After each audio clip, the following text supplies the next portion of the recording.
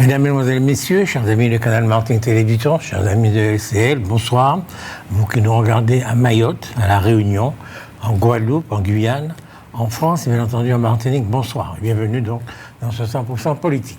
Nous avons le plaisir et l'honneur de recevoir aujourd'hui Francis Carole. Francis Carole est président du PALIMA, ce qui signifie le Parti pour l'indépendance de la Martinique. Il est également conseiller territorial à la collectivité territoriale de Martinique. Il est conseiller municipal à la ville de Fort-de-France. Dans les deux cas, il est dans l'opposition. Monsieur Carole, bonsoir, comment allez-vous? Bonsoir, merci de votre invitation. Alors le PALIMA, c'est le Parti pour la libération, de la Martinique, parce que la réflexion, c'est au-delà du statut, c'est comment les gens vont vivre dans un système. C'est ce qui est important. Et je vous remercie de votre invitation. Et j'en profite pour souhaiter une très bonne année à toutes celles et à tous ceux qui nous font l'honneur de nous suivre aujourd'hui. Merci. Lorsqu'on est libéré, c'est qu'on a été esclavagisé ou en tout cas, on n'est pas libre. Donc nous ne sommes pas libres. Lorsqu'on est libéré, c'est qu'on a été esclavisé. Et c'est un peu le parcours de notre pays. C'est-à-dire que ce sont des populations qui ont été mises en esclavage, déportées en Martinique ou dans la Caraïbe pour les autres, et mises en esclavage. À cela s'est ajouté un deuxième phénomène qui est différent de l'esclavage, mais qui est le même problème de soumission. C'est la question de la colonisation, c'est-à-dire la mise en situation où l'on n'a aucun levier pour déterminer ce que nous voulons faire dans le futur. Et par conséquent, la libération, c'est cela, c'est pas la haine de l'autre, c'est pas le désir de revanche, c'est simplement la volonté de nous assumer tel que nous sommes et d'assumer notre futur, de le bâtir nous-mêmes en fonction de ce que nous voulons pour nous-mêmes, pour nos enfants. C'est ça un peu cette idée de libération. Vous souhaitez prendre le pouvoir à Fort-de-France aux prochaines élections municipales? Nous souhaitons qu'aux prochaines élections municipales à Fort-de-France, les 15 et 22 mars prochains, 2026, il y ait un changement. Alors, nous ne le souhaitons pas parce que nous en avons envie comme ça un jour, mais parce que nous avons analysé la situation à Fort-de-France et nous avons observé qu'au fil du temps, il y a eu une plongée dans la difficulté, pour ne pas dire davantage, de la ville de Fort-de-France. Avec des départs massifs, nous sommes une population foyalaise d'environ 70 000, 72 000 habitants aujourd'hui. Il y a une vingtaine d'années, nous étions autour de 100 000. Nous observons la fuite de beaucoup de commerçants, mais beaucoup aussi de foyalais du centre-ville et d'une manière générale de Fort-de-France. Et nous observons que Fort-de-France a perdu en réalité ses fonctions de capitale. Et il n'est qu'à venir au centre-ville, qu'à observer ce qui s'y passe, à observer en fait des problèmes qui sont liés à l'entretien de la ville, à l'entretien des quartiers, à la manière dont on s'occupe ou on ne s'occupe pas suffisamment de la population. Ce sont autant d'éléments qui nous ont toujours amenés et qui nous poussent aujourd'hui à agir pour qu'il y ait un véritable changement à Fort-de-France. Il ne s'agit pas de prendre le pouvoir pour prendre le pouvoir, il s'agit de tenter avec d'autres, dans un front que nous avons voulu très large, de tenter de faire en sorte que les choses puissent changer réellement et que la population, et c'est ce qui est très important, que la population sente et vive le changement que nous voulons instituer. La municipalité de Fort-de-France est tenue, si on peut dire, par le Parti progressiste martiniquais depuis combien de temps? Depuis 1944, c'est-à-dire depuis l'élection d'Aimé Césaire à la tête de la ville.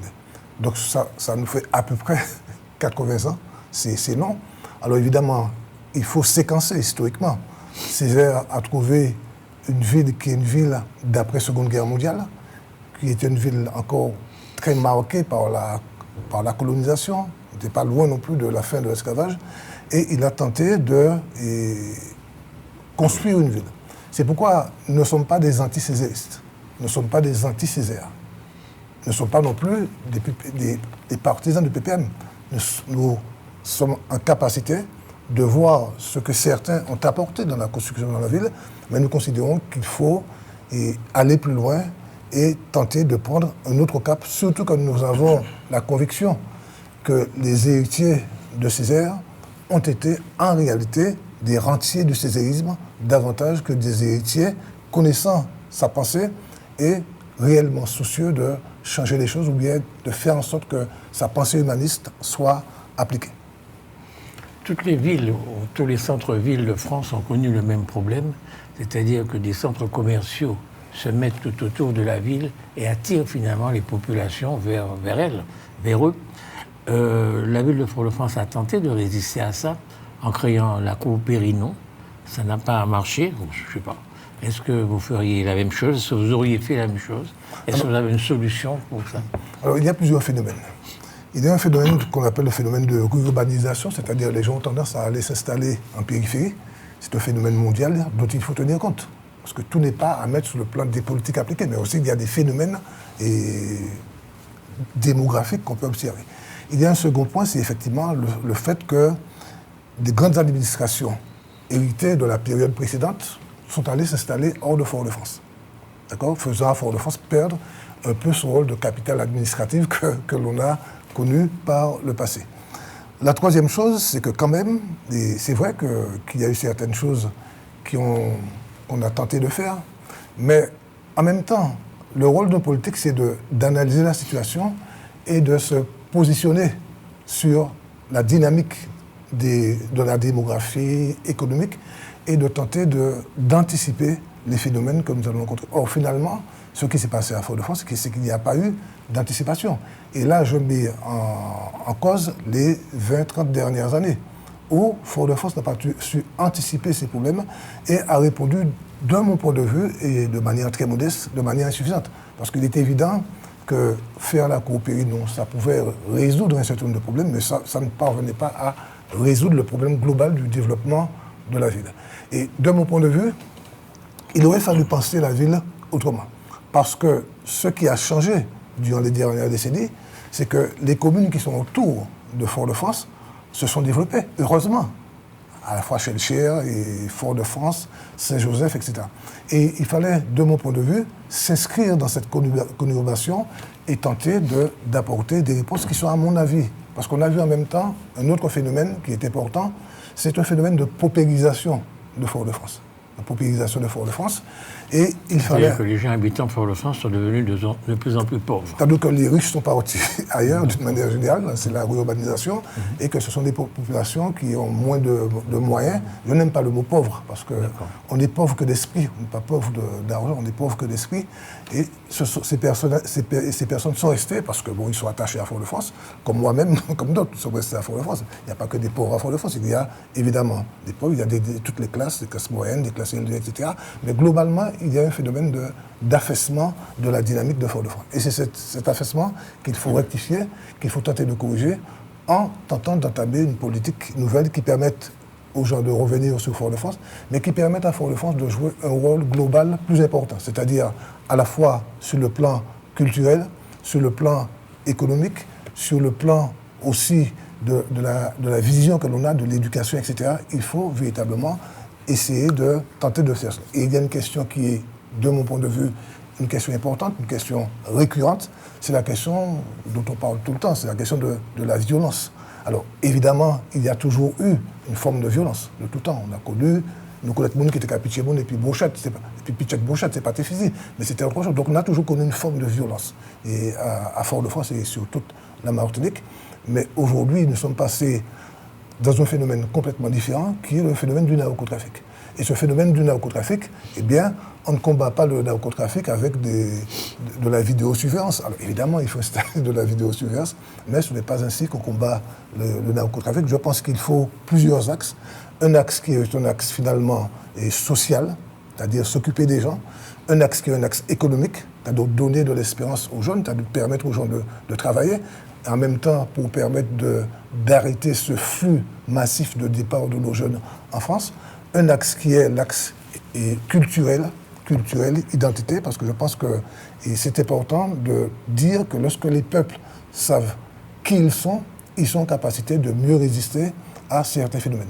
Et puis il y a aussi un axe qui est l'axe de la répression, et parce que pour combattre les narcotrafics avec des moyens considérables et dont les trafiquants disposent, il faut aussi des moyens qui sont des moyens d'État. pas non plus jouer en disant que je vais combattre le narcotrafic en mettant ici ou là quelques vidéosurveillance. Non, il faut des moyens qui sont des moyens d'État. Or, nous ne sommes pas un État. Au moment où nous parlons, nous sommes un département français. Donc il faut savoir qui fait quoi, comment, et quelle est l'efficacité. Mais en tout cas, il faut que de manière permanente, les Martiniquais, et notamment les élus martiniquais, soient associés, soient intégrés, soient dynamiques dans toute perspective de résolution de cette question. Alors, on retourne un petit peu en arrière, si vous voulez. Est-ce que vous savez où se trouvait l'Olympia avant? Bien sûr. C'était donc en face de la savane. D'accord. Où j'ai eu l'occasion d'aller régulièrement quand j'étais jeune, parce que c'était peut-être qu'à cette époque, le cinéma le plus moderne à l'époque. Oui, c'était presque le seul. Oui, voilà. D'accord. Il y avait le ciné-théâtre à côté, mais c'était déjà autre chose. Imaginons que vous soyez maire de Fort-de-France à cette époque et qu'on vous demande de sacrifier la savane de Fort-de-France pour y mettre des parkings de voitures, de telle façon que Madiana, qui se trouve aujourd'hui à Schœlcher, se trouve en réalité à Fort-de-France. Qu'est-ce que vous auriez fait? La savane est un héritage important. Bon, vous avez dû connaître aussi la maison des sports à la savane.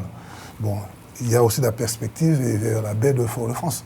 Moi, je n'aurais pas sacrifié, mais c'est clair, je n'aurais pas sacrifié la savane de Fort-de-France pour un cinéma.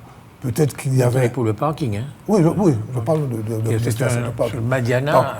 Par contre, il aurait pu y avoir d'autres solutions qui permettraient à un cinéma d'exister à Fort-de-France, ou pas nécessairement au centre-ville, parce que Fort-de-France, ce n'est pas le centre-ville, c'est aussi une périphérie très riche de ses quartiers, riche de son histoire, riche de sa flore, etc. Donc, il aurait fallu imaginer, peut-être que, et de même que les gens de Fort-de-France vont à Schœlcher pour aller au cinéma, ils auraient pu aller aussi dans un quartier et dans une périphérie de Fort-de-France. Donc, il fallait, de mon point de vue, mieux exploiter la périphérie et ne pas vouloir tout centraliser dans ce qu'on appelle la cuvette du centre-ville. D'accord. On change rapidement de sujet, mais on reviendra à ce Fort-de-France. Qu'est-ce que vous pensez de ce qui se passe au Venezuela actuellement? Alors, d'abord, je ne suis pas un partisan absolu, fanatique de Maduro. Bon. Je l'étais davantage pour Chavez, je le dis très clairement. Bon. Néanmoins, il y a des limites en tout. Que Maduro puisse être contesté, c'est le débat démocratique. Il n'y a aucune difficulté sur cela. Par contre, qu'un chef d'État américain décide de débarquer dans un pays, d'enlever son chef d'État, son président en exercice, de le traîner dans les rues de New York en voiture pour qu'on le voie, et de l'exposer comme un criminel, je pense qu'on a atteint des niveaux qui sont extrêmement graves. Parce que j'ai entendu M. Macron se réjouir dans un premier temps. Après, il s'est ravisé, mais dans un premier temps, il s'est réjoui. Et je me suis dit que peut-être, s'il cautionne ce genre de choses, peut-être que dans 10 ans, 20 ans, 30 ans, il y aura un avatar de Trump qui viendra chercher le petit président d'un État impuissant qui se trouve en Europe, à savoir la France, pour justement le juger parce qu'il ne correspond pas aux normes fixées par l'État américain. Et d'ailleurs, vous avez constaté que M. Breton, qui a été à l'initiative de cet nombre de mesures contre ce qu'on appelle les GAFA, eh bien, il est interdit de séjour aux États-Unis. Ça veut dire que nous avons aujourd'hui quelqu'un qui méprise toutes les règles internationales, tout le droit international, mais qui, de mon point de vue, ressemble à un Caligula. Vous connaissez Caligula, c'est un pro-romain qui était complètement fou. Alors, il était à la fois puissant, parce que Rome, à l'époque, était un État puissant, mais il était fou, il faisait n'importe quoi. J'ai l'impression d'avoir en face de moi un Caligula. D'ailleurs, les Américains, enfin, l'équipe de Trump se réfère souvent à Rome, à l'exemple de Rome. Donc voilà, nous avons notre nouveau César, Caligula en l'occurrence, qui n'a aucune espèce de limite et qui considère que, par exemple, le pétrole du Venezuela, c'est son pétrole. Et que les Vénézuéliens, propriétaires du Venezuela, ont fait n'importe quoi de son pétrole, c'est-à-dire du pétrole de Trump. Alors, il y a là donc une violation des règles internationales, la remise en action de ce qu'on appelle la doctrine Monroe, 1823, qui était une doctrine qui disait que l'Amérique aux Américains, et les Américains sont évidemment les Blancs américains, pas les Indiens, qu'ils ont trouvés là. Donc, il faut que ce soit clair aussi de ce point de vue. Et puis, cette doctrine a été aussi et réinventé, nous pourrions dire, avec ce qu'on appelle les corollaires, le corollaire de Monroe de Roosevelt, d'accord, qui était pire. Et nous avons aujourd'hui un homme qui a repris ces théories, mais qui l'a aggravé. Qui a aggravé cette théorie par son suprémacisme, et c'est du suprémacisme blanc. Et nous avons vu comment les immigrés sont traités, par exemple, aux États-Unis, alors que ces immigrés participent de la richesse de ce pays.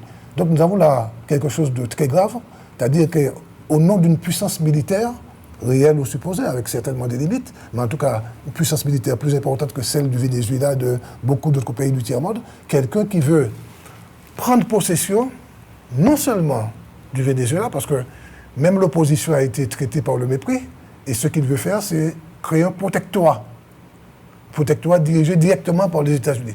Mais il veut prendre aussi le canal de Panama et le Mexique. Il menace la Colombie et il veut prendre aussi le Groenland pour essayer de créer ce qu'il appelle une espèce de glacis sécuritaire autour du continent américain, donc autour des États-Unis. Voilà ce à quoi nous sommes confrontés et nous assistons à un effondrement très grave du droit international qui est une conquête des peuples. La colonisation, ça a un sens, la décolonisation, cela a un sens. Et nous assistons à tout cela, mais en même temps, il faut peut-être aller plus loin. Et considérer que nous avons aujourd'hui un certain nombre de suprémacistes qui sont en train de construire un capitalisme de l'extrême, c'est-à-dire un système capitaliste qui profiterait essentiellement aux plus riches, où toute la planète serait au service du développement de cette nouvelle Rome que veut créer M. Trump. Par exemple, il y a des terres rares en Ukraine, c'est parfait. Il y a des terres rares en Afrique, Sénégal, etc.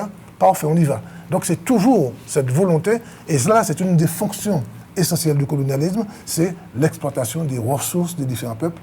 Et nous allons là, de mon point de vue, vers quelque chose d'extrêmement grave, et je suis extrêmement révolté de la première déclaration de M. Macron disant qu'il se réjouit. Parce que ce que Trump fait aujourd'hui au Venezuela, demain, un autre Trump, un avatar de Trump, le fera aussi et partout dans le monde, y compris en Europe, parce que l'Europe est en train de devenir une petite puissance en dépit des agitations que nous observons un peu partout. Vous avez dit une chose et son contraire. Vous avez commencé par dire que Trump, c'est Caligula. Caligula, oui. Donc c'est un fou. Oui. Et puis après, vous expliquez que c'est très, très raisonné ce n'est pas, ce n'est pas... C'est pas incompatible d'être fou et raisonné. Les fous ne sont pas nécessairement irrationnels. Ah. Il y a c'est une vision du monde. C'est une vision du monde où finalement les grands principes sont bafoués, justice, égalité, respect des droits et des peuples. Ces grands principes sont bafoués au nom de la puissance. Je suis puissant, donc je peux, je dois, j'ai le pouvoir de faire ce que je veux. Je ne respecte rien du tout. Et c'est un peu ce qui est en train de se passer. Et je pense qu'au-delà des divergences que nous pourrions avoir avec Maduro, avec d'autres, il faut absolument que les peuples sur cette question aient une réaction. C'est pourquoi je participerai personnellement. Il y a une manifestation samedi sur cette question. J'irai parce que je pense que c'est aussi une affaire citoyenne. Ce n'est pas seulement l'affaire des politiques. Spontanément, parmi les problèmes que connaît la Martinique, vous avez parlé du narcotrafic. Est-ce que ça vous paraît être un problème absolument majeur, non seulement en Martinique, mais dans le monde? Alors, le narcotrafic existe depuis très longtemps dans le monde. Je rappelle simplement que les premiers narcotrafiquants, ça a été les Européens. Vous vous rappelez la guerre de l'opium en Chine.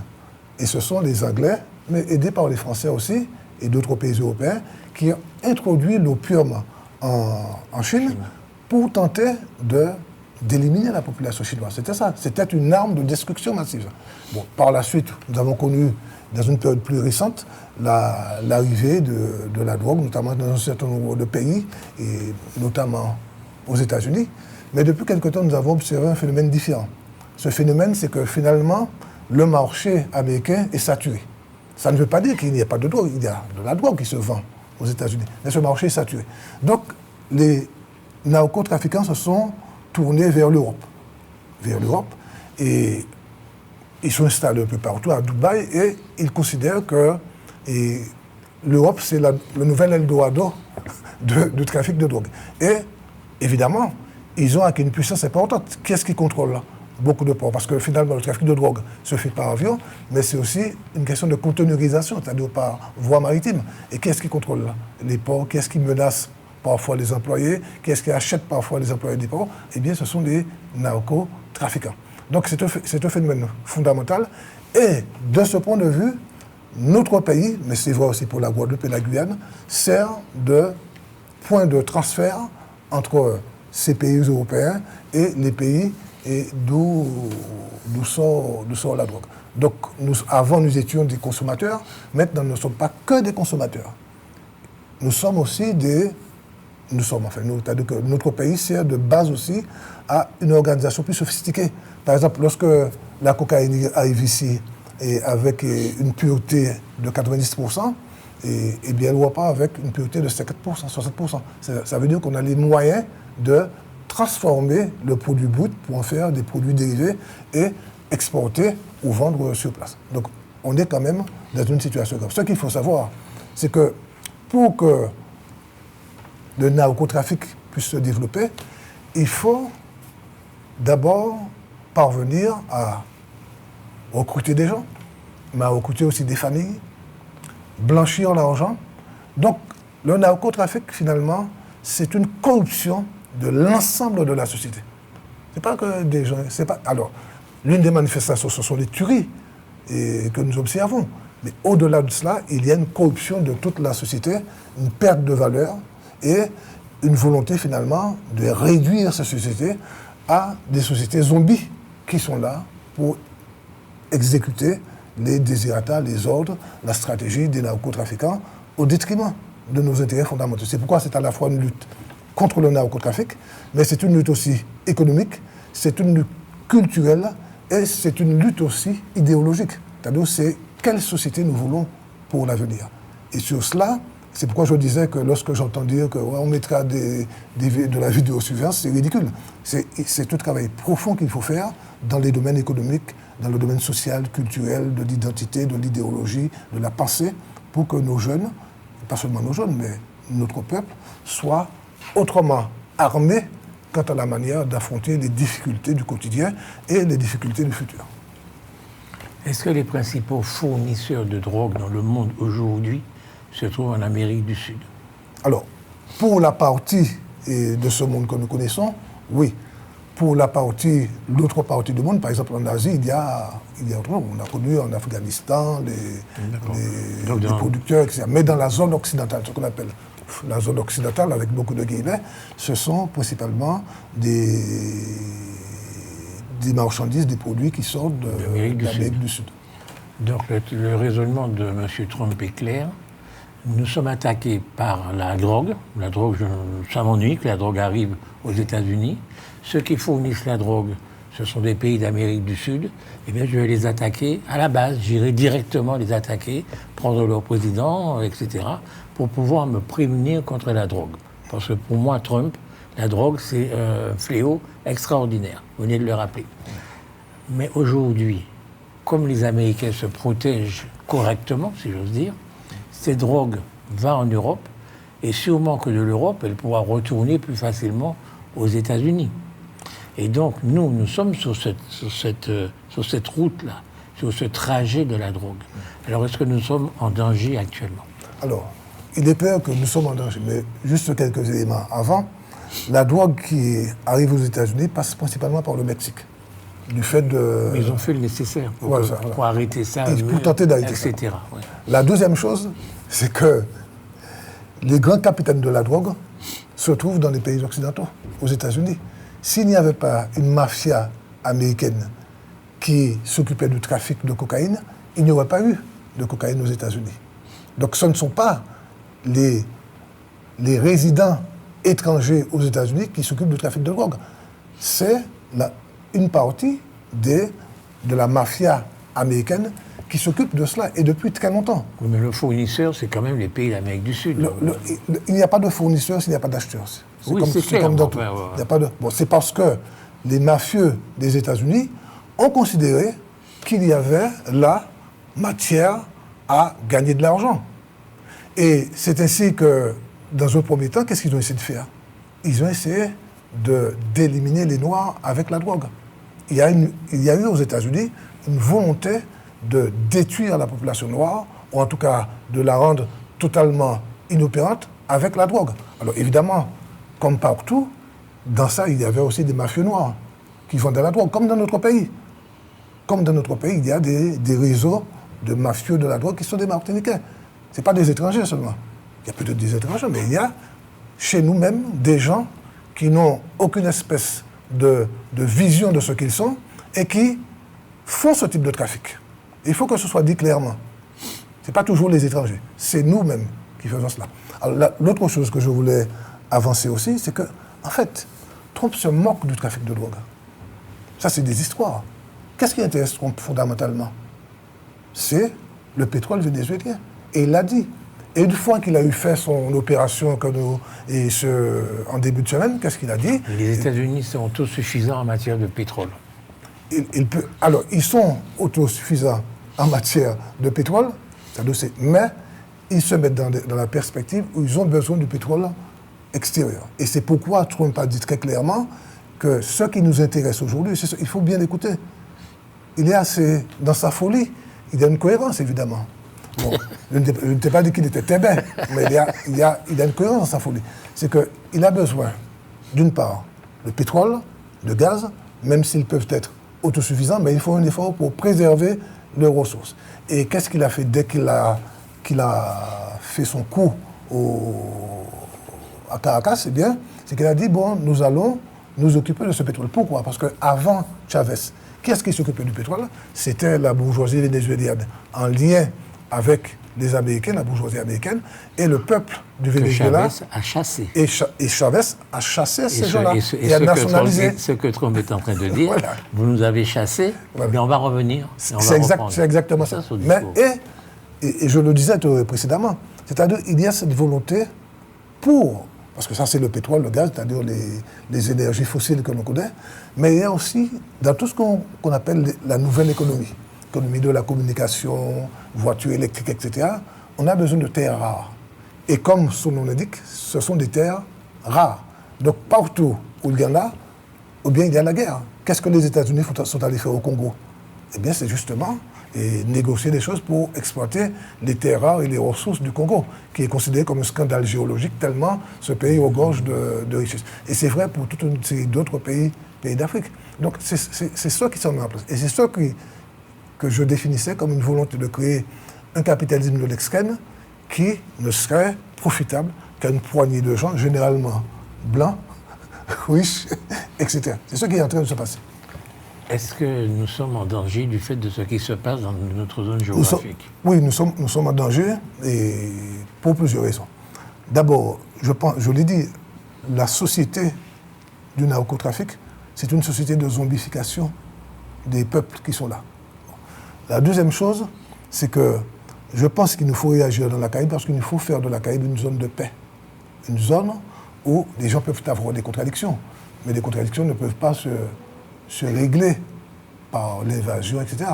Lorsque, par exemple, les troupes vénézuéliennes ont fait pression sur le Guyana, j'ai été parmi ceux qui ont dit non, pas acceptable.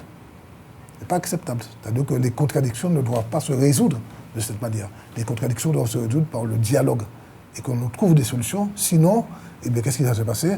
Un de ces jours, pendant que vous buvez votre café, vous allez recevoir une bombe sur la tête et des gens, des innocents. Et quand je parle de ça, ce ne sont pas 10 personnes qui meurent, ce sont des centaines de milliers, voire des millions de personnes. Donc je pense que Trump n'est pas un civilisé. C'est un riche, mais il n'est pas civilisé. Il nous faut une société civilisée qui puisse aborder toutes les questions, même les plus difficiles, de manière raisonnée, raisonnable, et dans l'idée de préserver notre planète. Vous êtes maire de Fort-de-France, de même. Qu'est-ce que vous faites contre le narcotrafic? Alors, pratiquement. Je l'ai dit tout à l'heure, j'ai défini les niveaux de... Alors, s'il faut pourchasser un jeune qui a volé un portefeuille, etc., ça, c'est pas très compliqué. Le narcotrafic institue autre chose. institue finalement un organe très organisé, disposant de moyens, disposant d'argent. C'est-à-dire que quelqu'un qui est en prison peut charger un individu de tuer quelqu'un qui est hors de la prison, etc. Et puis ils ont de l'argent aussi. Le blanchiment de l'argent en Martinique, c'est une réalité. Quand on voit des commerces s'ouvrir, il n'y a pas de chiffre d'affaires, mais il y a de l'argent. Il n'y a personne qui y vient, mais il y a de l'argent. Donc il y a tout cela à faire. Or, ce combat exige des moyens d'État. Ce sont des moyens de renseignement, ce sont des moyens militaires, ce sont des moyens juridiques. Or, il se trouve qu'un département français, puisque c'est notre statut actuellement, mais c'est vrai aussi pour n'importe quel autre département français de France et de Navarre, un département ne dispose pas des moyens d'État. Donc il y a là une véritable question qui se pose. Est-ce qu'il ne faut rien faire? Non. Par contre, là où nous pouvons agir, c'est sur tous les plans que j'ai énoncés. Sur le plan du développement économique, parce que c'est une bataille économique aussi, c'est une bataille pour que les jeunes puissent trouver du travail et qu'ils ne se sentent pas tentés par autre chose. Donc il y a cette bataille économique à faire que nous devons mener, pas seulement à Fort-de-France, mais de manière plus large, parce que cette question concerne l'ensemble de la Martinique. Il y a tout ce qui a trait aussi à la situation sociale de la population, et singulièrement des jeunes et moins jeunes. Ça, c'est une bataille aussi qui doit être menée. Il y a la bataille culturelle et la bataille idéologique qui doivent être menées. Je pense que les municipalités, soit dans le cadre de la municipalité stricto sensu, soit au niveau des communautés d'agglomération, pense singulièrement à la CACEM, pour ceux qui nous concernent, c'est-à-dire Lamentin, Fort-de-France, Saint-Joseph et Chécher, il y a des moyens de mettre en place des méthodes de suivi des jeunes, d'accompagnement des jeunes, et le développement économique avec évidemment la CTM, même si aujourd'hui cette structure a un certain nombre de difficultés, et puis tout ce qui concerne le développement, la prise en charge, l'accompagnement au sein des familles même. J'avais mis en place un dispositif qui s'appelait à l'époque École Famille Quartier. C'est-à-dire que dès lors qu'on avait un jeune dans l'institution scolaire qui avait des difficultés, on l'identifiait et on le suivait. On le suivait à l'école avec du soutien scolaire, on le suivait dans la famille, donc en lien avec les parents, parce que ça, l'aspect parental est essentiel, et on le suivait aussi dans le quartier. Et je n'avais rien inventé, j'avais simplement agencé des choses, mais c'était une expérience que nous avions menée avec ALCPJ, le mouvement ACP en unité, dans un certain nombre de quartiers, notamment Bas Maternité ou encore Monde Calbas et parfois au-delà. Nous avions fait ça, ça avait donné des résultats. C'est-à-dire que 90% des enfants en difficulté qu'on prenait avaient des résultats. Alors ça a été supprimé par la CTM pour des raisons idéologiques. Bon, comme c'est Carole qui a mis ça en place, bon, il faut supprimer. Bon, je l'avais mis en place en 2005, alors que j'étais au Conseil général. Et nous l'avions appliqué, notamment dans les collèges, parce que comme le Conseil général avait la responsabilité des collèges, nous l'avons fait à ce niveau, mais évidemment, il fallait l'étendre. Et ce que nous nous apprêtions à faire, l'étendre aussi dans les écoles primaires, parce que c'est le bon moment pour à la fois accompagner les parents et accompagner les jeunes. Hein, parce que lorsqu'on a des 10 ans, 13 ans, bon, avant le collège, bon, et 9 ans, bon, on a besoin quand même de cet accompagnement. Donc voilà un certain nombre de choses que nous pourrions faire, mais je pense que dans cela, dans ce que j'appelle un effort de reconstruction identitaire et culturelle des Martiniquais, il faut que tous nous nous y mettions. C'est-à-dire l'école, les églises aussi, les différents pans de la société. C'est-à-dire que si nous n'armons pas nos jeunes et notre peuple d'une manière générale d'une vision du monde, d'une vision de ses responsabilités, eh bien nous serons les proies fragiles des autres. Nous serons des pantins au carnaval des autres. Césaire avait dit les jouets sombres. Pantin, c'est peut-être plus dur, plus trivial, mais enfin, je pense que c'est un peu ça. Donc il y a un ensemble d'efforts à faire.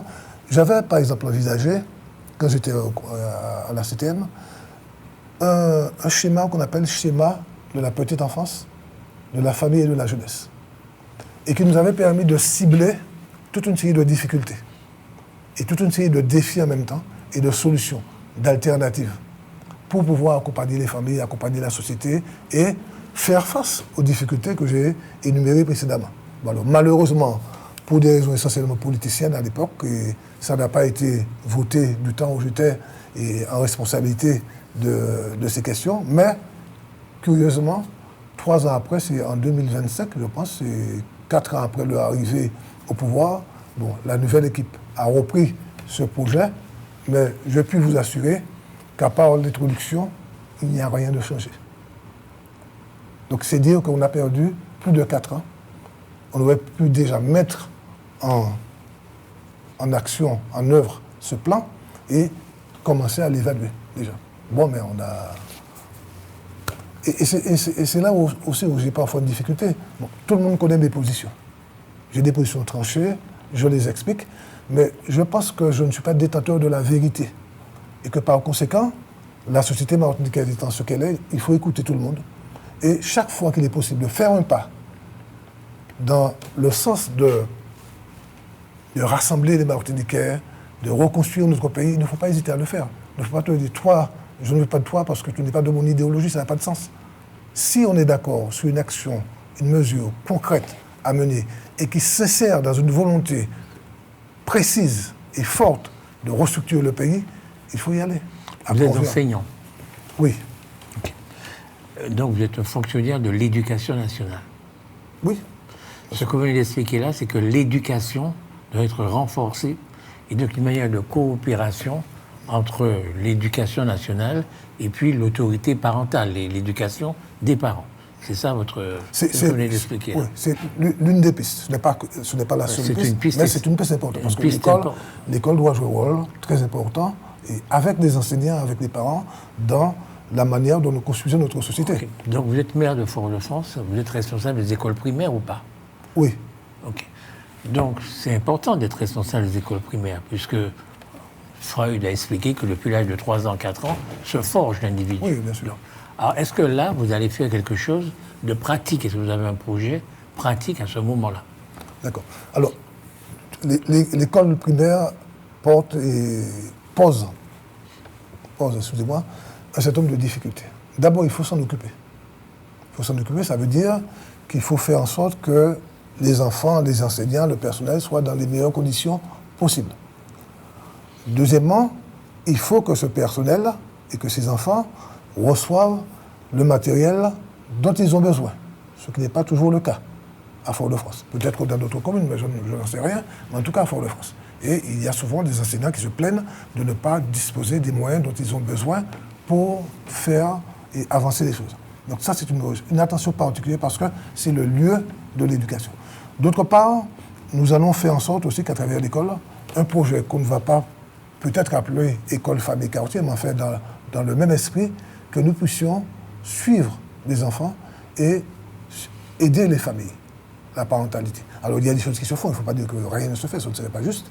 Mais ce que je veux dire, c'est que je suis persuadé que lorsqu'un enfant réussit, il réussit pour lui-même, c'est-à-dire l'estime de soi, et qui lui permet d'avoir des perspectives, mais aussi la famille. La famille éprouve une certaine fierté à voir réussir les jeunes.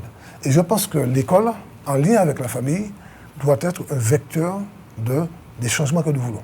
Mais aussi un lieu d'apprentissage d'éléments essentiels pour la vie, notamment en termes de comportement. Parce qu'on a constaté que finalement, ce n'est pas en faisant des leçons sur les dangers de la drogue qu'on changeait la mentalité des gens.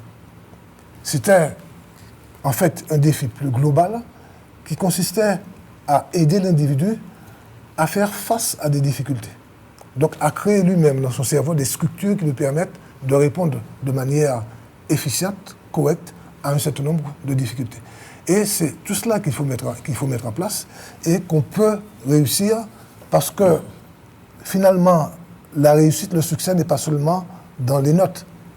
Il est aussi dans le comportement. Il est aussi dans la manière de construire un individu ou bien de l'aider à se construire plus précisément.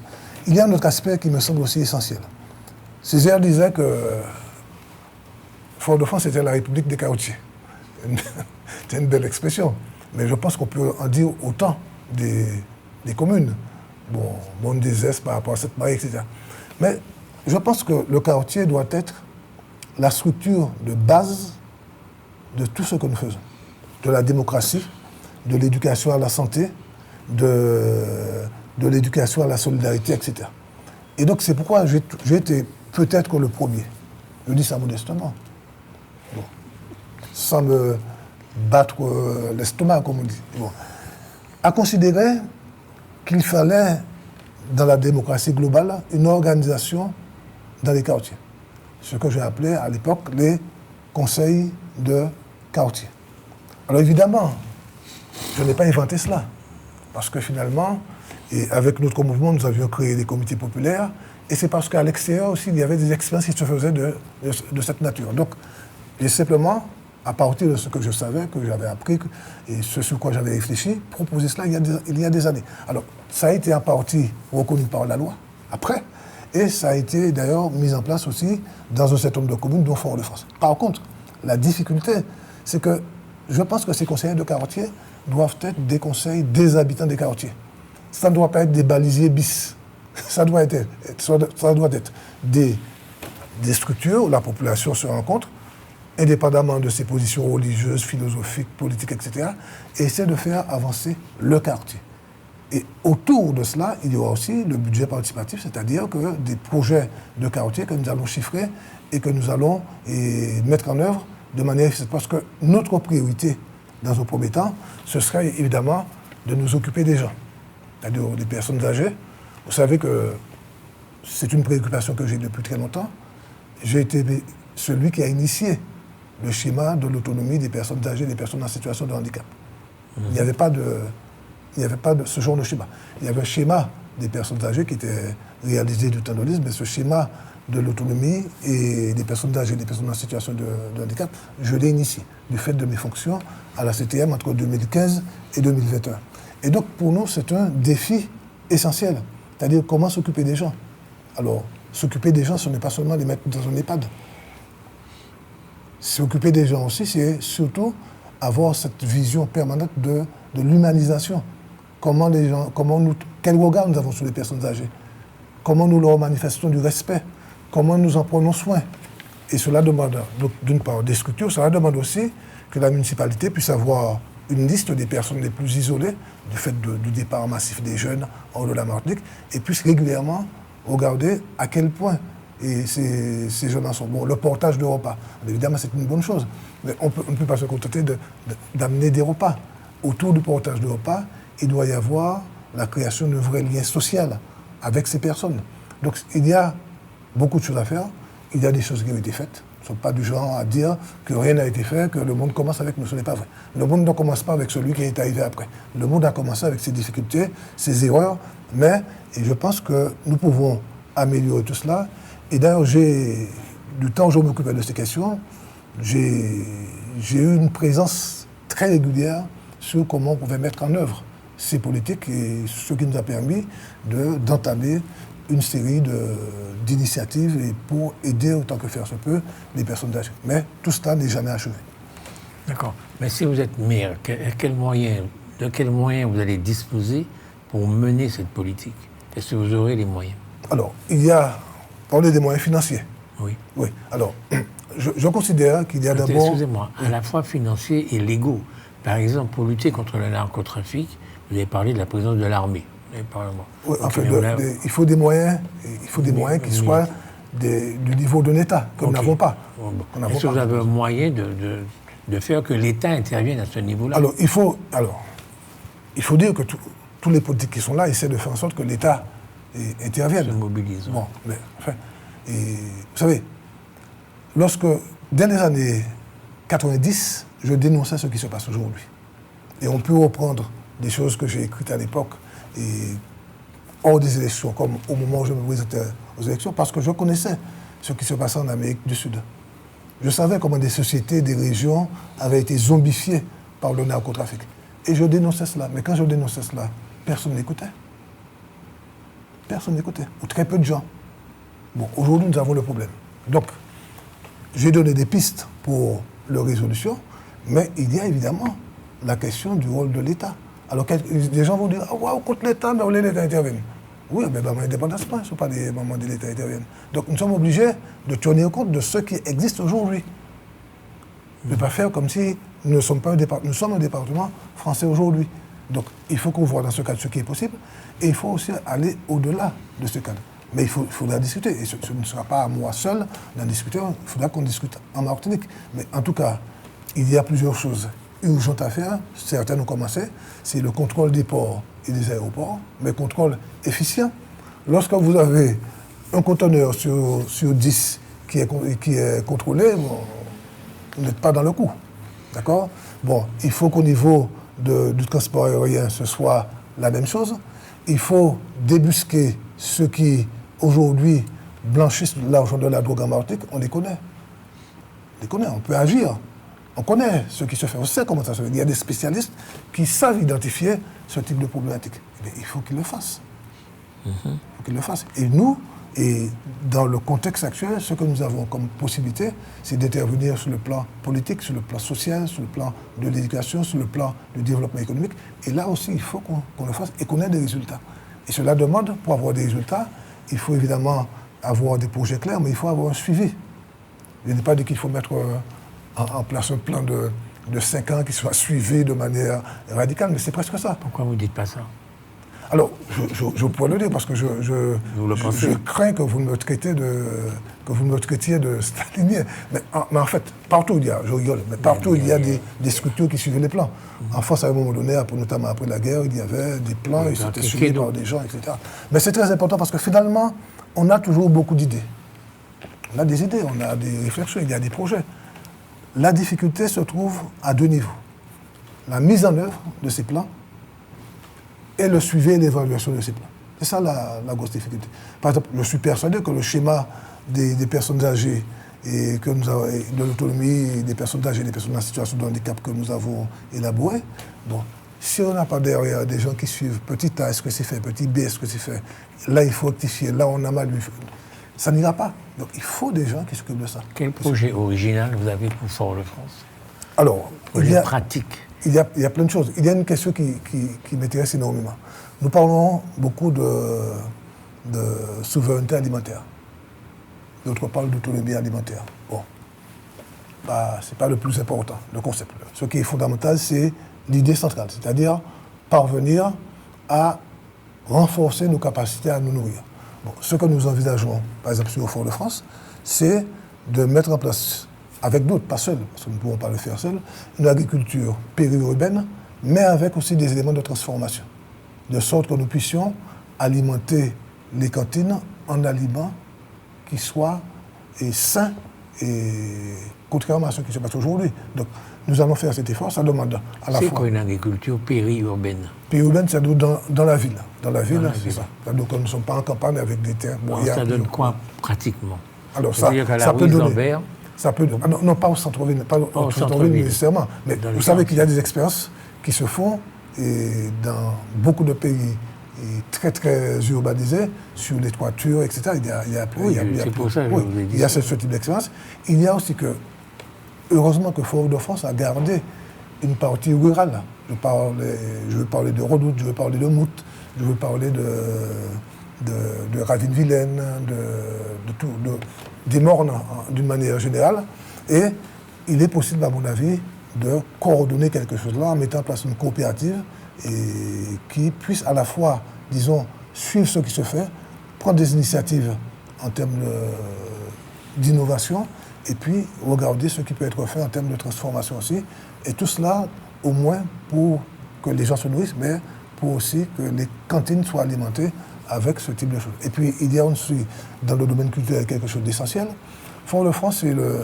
Attendez, excusez-moi. Restons dans l'économie. Oui. Donc, essayez de faire que Fort-de-France, au moins dans ces quartiers, produise des légumes, des choses comme ça. Voilà. Et que ce soit transformé aussi, parce qu'il n'y a pas que la production, il y a la transformation et les circuits de transformation, des circuits de commercialisation. Oui, concernant les vieilles maisons abandonnées, il y en a beaucoup dans les rues de Fort-de-France. Qu'est-ce que vous voulez faire ? Alors, la question Alors, il y a souvent dans cette affaire des problèmes de séparation de l'héritage, ces questions. Donc, moi, je pense que sur ces questions, alors, évidemment, on est contraint, évidemment, par la loi, mais je pense qu'il faut un vrai volontarisme. Un vrai volontarisme qui nous permette, en tout cas, de faire avancer. On ne va pas régler tout en 6 ans, ce n'est pas vrai. serait mentir que de dire cela. Mais je pense qu'on peut avancer beaucoup plus vite. De même que sur la question des parcelles de la mairie qui sont aujourd'hui transférées à la population, aux habitants des quartiers, je pense que là aussi on va pas assez vite. On ne va pas assez vite et ça fait des dizaines d'années qu'on est dans cette stratégie. Il faut accélérer tout cela. Et puis, il y a aussi l'aspect patrimonial. Donc, l'identification du patrimoine historique de Fort-de-France et la sauvegarde et l'amélioration. Et puis, en même temps, il ne faut pas seulement protéger du patrimoine. Il y a une idée que je développe qui est centrale, c'est la question de créer du patrimoine. C'est-à-dire qu'on ne peut pas se contenter de prendre soin de ce que d'autres ont fait il y a 100 ans. Il faut créer du patrimoine.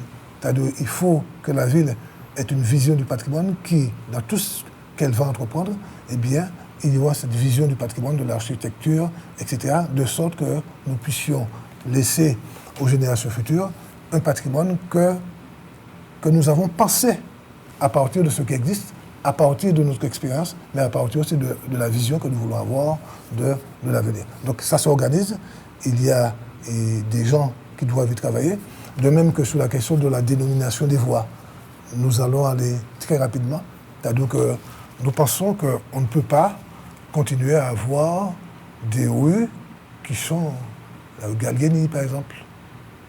Vous connaissez ce texte de Césaire, qui décrit ses discours sur le colonialisme, qui raconte Gallieni, humant l'heure du soir. Vous parlez du nom de du nom, oui, voilà. Et devant les cadavres d'Algériens qui ont été massacrés. Bien. Donc, il faut tout cela. Alors, il faut que ce soit organisé, il faut que ce soit pensé. Je ne sais pas si vous connaissez l'anecdote de Césaire. C'est-à-dire qu'il y avait une rue qui s'appelle rue Ernest Renan. Ernest Renan est connu comme un suprémaciste blanc. Et Césaire avait changé le nom. Je ne sais plus comment ça s'appelle, ça m'échappe là sur le moment. Et après, nous dirons, c'est municipal, vous voyez, j'ai enlevé le nom du suprémaciste, nous avons remplacé. Mais celui-là aussi, c'est un colonialiste. Et ce qui montre que... Il me semble qu'elle existe toujours, la rue Ernest Renan. Non, le nom a été remplacé. La rue existe en tant que telle, mais le nom a été remplacé. Il me semble quand on descend la rue, là, puisqu'on parle de la savane... C'est ça, c'est juste après la rue piétonne, la rue qui traverse. Il me semble qu'à certains endroits, on voit encore marqué... Je vais regarder ça tout à l'heure. Oui, donc ils ont changé. Ça s'appelle... Enfin, je ne sais pas, mais les gens vont aussi reconnaître. Et c'est très important parce que il faut que cela soit fait de manière pensée. De manière pensée, avec, à mon avis, il y a un retard considérable qui a été accumulé en termes de dénomination des voies avec des noms de femmes.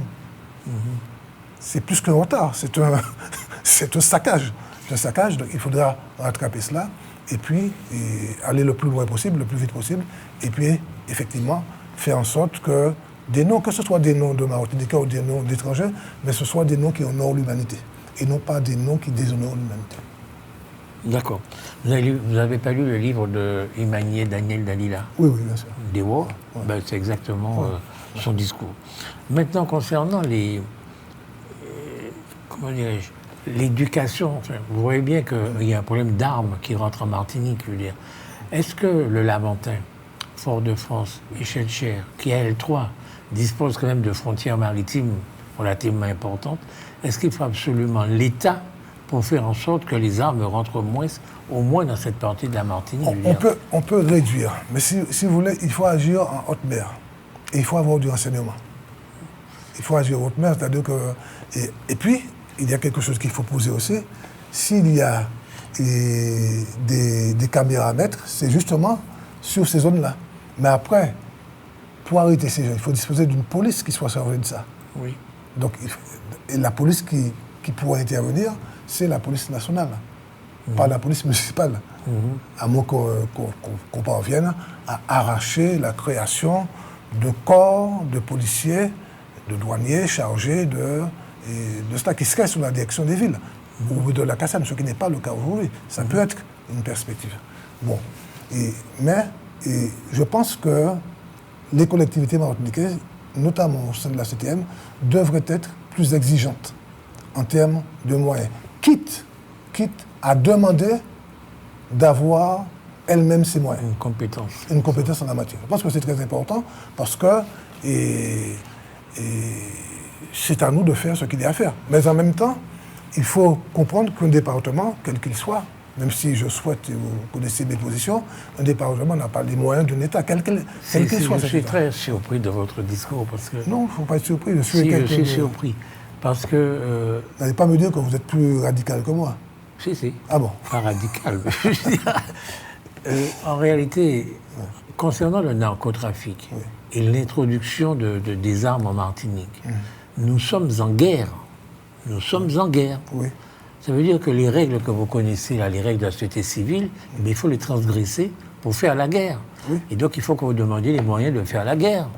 C'est une évidence, quoi. Bon, nous sommes en guerre, je le veux bien, mais nous n'avons pas d'armée.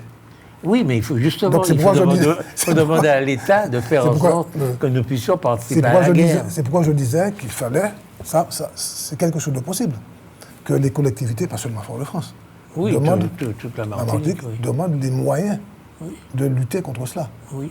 Alors les moyens de lutter contre ça, ce sont évidemment des femmes et des hommes, c'est du renseignement, c'est aussi des moyens de surveillance, et ce sont aussi des moyens de locomotion sur mer. Oui, mais ça, c'est réglé avec les drones. On a découvert un truc qui s'appelle les drones.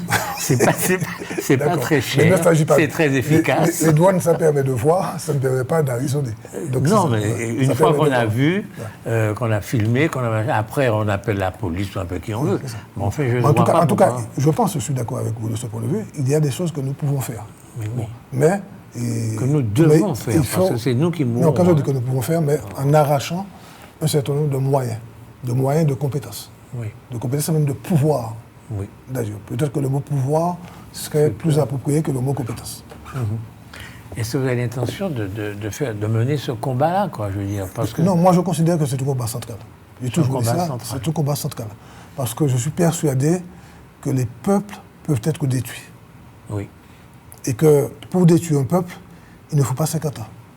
L'État aussi peut être détruit. L'État lui-même, je veux dire, oui, que les narcotrafiquants s'en prennent à l'État. Dans le cadre de ce que j'ai pu étudier en Amérique du Sud, l'État peut être détruit. L'État peut être un État mafieux. Bien sûr. Aujourd'hui, en France, lorsque quelqu'un va travailler sur le port, il y a des gens qui le contactent, qui disent « Est-ce que vous voulez travailler pour moi ?» Non, vous ne voulez pas travailler pour moi, donc je m'occupe de vos enfants, etc. Donc il y a ça. Donc c'est une puissance considérable. Ah oui. Une puissance considérable. Donc il faut absolument... Et puis, il y a aussi que l'argent qu'a fait Macaque danser, donc il y a des gens qui vont se laisser corrompre par cela. C'est pourquoi moi, je ne prends jamais à la légère. Quand je vous dis dans les années 90, j'étais bien plus jeune que maintenant. Mais je savais que c'était un enjeu essentiel.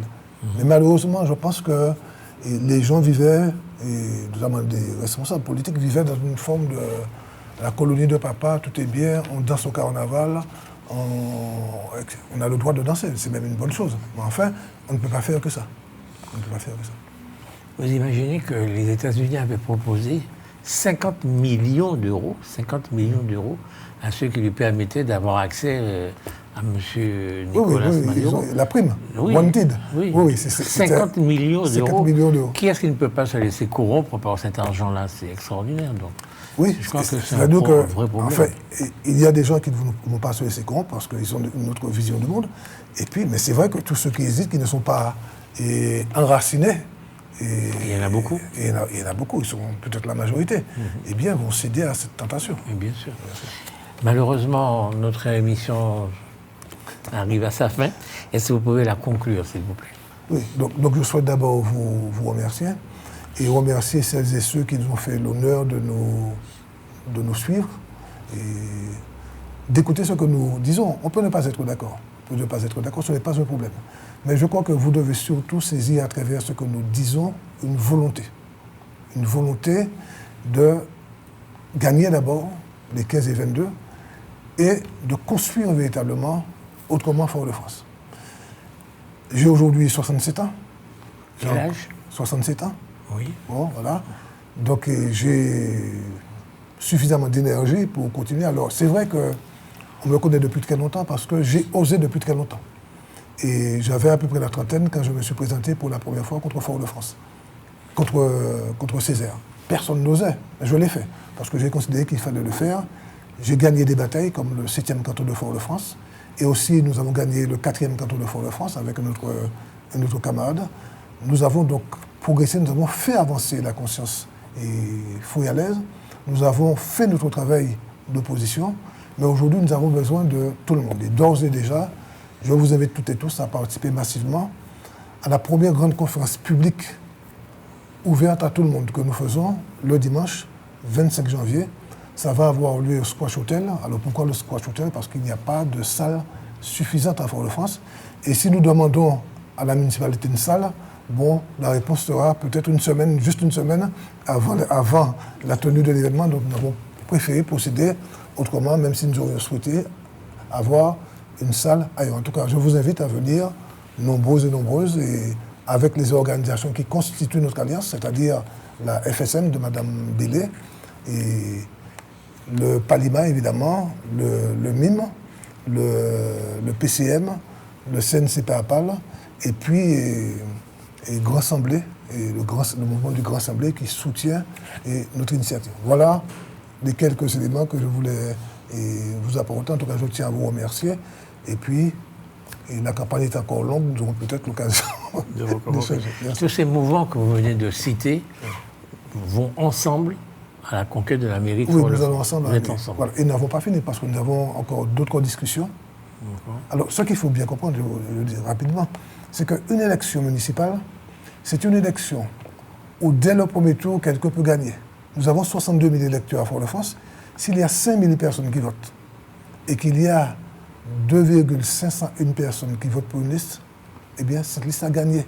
Il n'y a pas de deuxième tour. Alors, le deuxième tour existe, et c'est pourquoi nous voulons faire en sorte que cette élection soit une élection du premier tour. C'est dès le premier tour qu'il faut se déplacer, aller voter. Ça, c'est essentiel, et n'allons pas cesser de le répéter durant toute la campagne. Merci beaucoup. Merci beaucoup. Chers amis du canal Martinique Télévision, nous avons eu le plaisir et l'honneur de converser devant vous avec Francis Carole, qui est candidat aux prochaines élections municipales de mars, au mois à Fort-de-France. À Fort-de-France. Merci beaucoup, M. Carole. Merci au plaisir. Beaucoup. Merci.